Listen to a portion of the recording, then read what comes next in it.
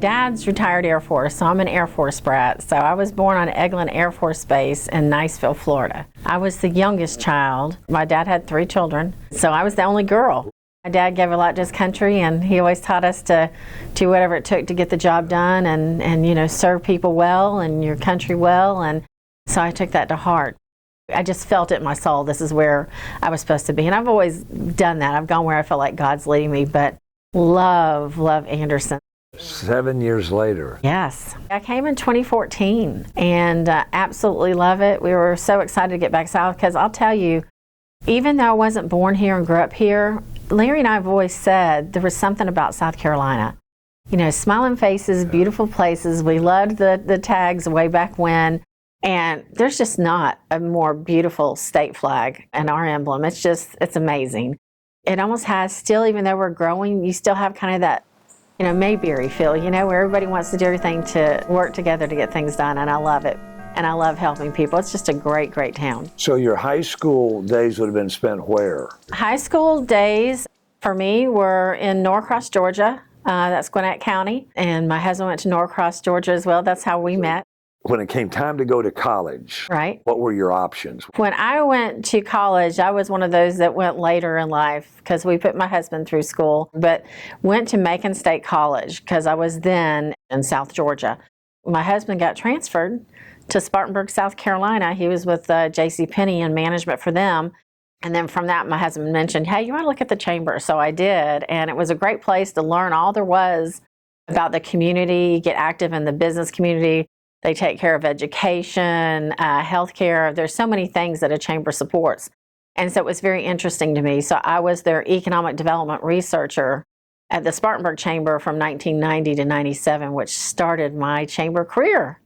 But you went in there wanting to get help from the chamber. Correct. And then things flipped around. You ended up helping the chamber. That's right. How did they say we have a job, or did you say, do you have any openings? I asked about looking for job openings and found out they did have one. And I had not done economic development researcher, but I love statistics. That was just something that opened up and, did the secretarial and economic development research for them and loved it. So I really started developing their plans that they had, and we had custom packages we put together, but I dealt with all the incentives that they had and all the statistics, everything from GSP and the employments, deplayments, the cargo that we had that came through there, population trends, just so many things, building permits, and tracked everything. So actually the newspaper would always cite the things that I tracked for research. I was in Spartanburg, and then from Spartanburg we went back to Georgia.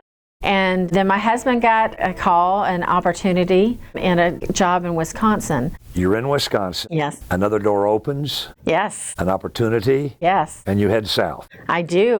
My friend Ben Haskew was at the Greenville Chamber of Commerce. And little known fact, he was the president and CEO of the Spartanburg Chamber when I was there. We stayed in contact, and he said, hey, how's everything going? I told him that, Larry's dad had passed and my parents were getting older. He said, well, you ought to get back south. And I said, well, we want to. And he said, hey, Anderson Chamber has an opening. And I said, do what? And he said, right near us. You know Anderson? I said, yeah, I do. And he said, well, they have an opening. And he said, you should apply. So a couple weeks went by. He emailed me and said, did you apply yet? And I said, no. And he said, what's holding you? What's keeping you from doing that? So I did. And lo and behold, here I am. It's the best decision I've made. I love Anderson. Let's switch gears and talk about how you became the first woman to take on the responsibility of a highway commissioner from this congressional district. I'm very much overwhelmed by it. I was very honored that I was even, called and talked to about it. But from the governor's office, I got a call and said, because I was already on the Small Business Regulatory Review Committee for the governor and was appointed to that. And so that position was coming up. They asked which I was interested in, and, anything economic development or, infrastructure related, and they had the DOT position. So the governor's office talked with me, the governor talked with me, again, asked me a little bit about my background, and, he was excited that I had the construction background when I worked at a general contractor, and obviously had the business sense of working for, the largest business organization in our county. And, so he understands that chambers do work with their business, make sure that we're working to make sure they thrive. Chambers got really behind the initiative of what we could do to help with infrastructure, because our industries were saying, you got to fix the roads, you need to do these so we can continue to grow here. And so that was a big push, not just from our industries, but from our citizens alike. So we really pushed that for advocacy with the legislative sessions up in Columbia.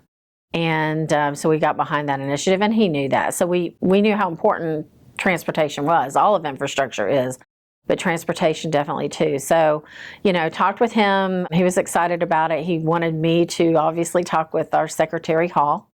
So I spoke with her as well, because he wanted to make sure she felt comfortable. And she was excited to have someone that understood the construction background and economic development background.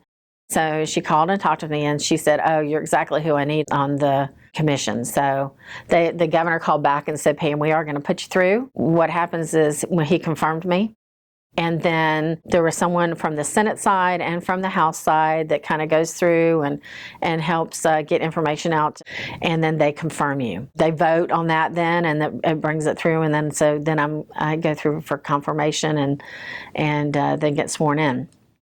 Our Anderson delegation called me and was excited about it. They didn't know about it because I was trying to keep it quiet, because it's something that the governor announces. So I was actually on vacation when he announced that he was appointing me. He appoints, and then they confirm that from the House and Senate. So you have to go through that for a while after that's done. But it was awesome because I actually knew both of them. So when the governor called and asked those people if they would, do that, they said, "Oh, we know Pam. Absolutely." I got a call from our delegation going, "Pam, are you going on DOT? Are you being asked to go on DOT board?" And I said, "Yes, I am." And I said, "How did you find out?" And that's when they said, "The governor's tweeted today." And I went, "What?" So I didn't even know he had tweeted it and found out about it. Was just real honored that the governor had done that and his team. So just give us a quick summary overview of who's on the committee and what you do and how many.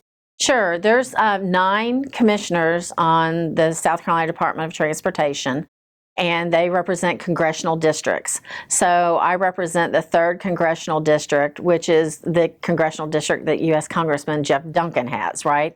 So if he represents you, then I'm your commissioner on the DOT board. Buc-ee's has bought a big piece of property at Liberty Highway and I-85. Part of what we understand is that entire interchange is going to have to be reconfigured. Now, you come into play with that being done, correct? Yes, that area, the interchange, was already going to need some, reconfiguring and some things done to that because of Buc-ee's coming. Now, what I can tell you is I do know there's some industry that's going to be growing and doing some expansion off Liberty Highway, off the exit. And also there's a couple of new residential subdivisions that are going to be going into that area. And we already know there's been some commercial that's been announced in that area as well. So there's a lot going on, a lot of growth. And, hands down, Anderson County Economic Development's been hitting it out of the park, and we know that. But that made us realize that there was going to have to be more improvements done because of the expansion. And, they've got a huge undertaking for the entire state. And to let them know everything that was going to be coming, probably what the needs were going to be for that area, and everybody utilizing that exit ramp. So that is going to really take into account even more that will be needed and funded for that. It really helps, I think, to not only be in a situation where I'm representing the business community as a chamber CEO, but also the DOT Commission, because then I can work really closely with Rusty Burns, his team, our Anderson County delegation, which are all our elected officials on the Senate and the House side. And, if someone has a concern or they have a need, I try to go make a visit and see them and ride the roads if I need to with them and find out what we need to do and be that kind of helpmate in between, our communities and our counties and DOT. At the state level, what's the relationship between the DOT and Commerce? It's a really good relationship, because as economic development happens, there's been businesses here that have, either been here new or expanded and needed roads, like look at Arthrex. So Arthrex is a perfect example of that, and TTI, of when they're going to go into a new area and there's going to be a need a road through that area. And so that's just the perfect time, right, to bring in transportation, economic development together. I'm honored to be on the DOT Commission because they really are a team that cares, wants to see things done. You'll see when there's storms come out, they're here. They're wanting to make sure people are taken care of. Safety is one of the big concerns. We want to make sure we're taking care of the areas that are safety concerns, bridges, roadways, infrastructure.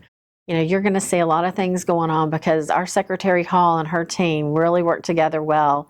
She's amazing, and her team, and I just want to do everything I can, and our state is amazing. I want to do what I can to support, and Anderson County, just everybody in our district. I want to do what I can to support the entire district in our state, and I'm just honored that the governor would call and ask me to step up, and I'm happy to step up. As my dad said, when someone calls and they need you, you step up and you do the right thing.